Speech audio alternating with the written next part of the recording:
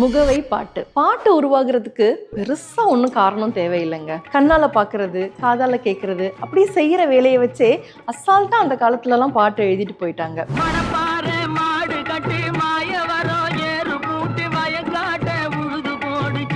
விவசாயத்துல கூட மண்ணுல தொடங்கி முன் வரைக்கும் எவ்வளவோ பாட்டுக்கள் இது மாதிரி எழுதியிருக்காங்க தெரியுமா?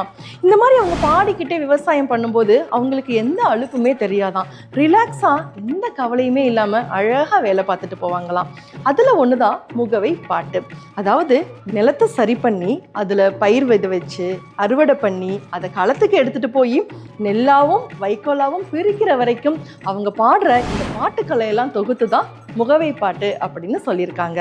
ஆக முகவை பாட்டு அப்படிங்கிறது விவசாயிகளுடைய வாழ்வில் ஒரு அங்கமாவே இருந்திருக்கு. இது போன்ற சுவாரஸ்யமான தகவல்களுக்கு தமிழ் மையத்தோடு இணைந்திருக்கு.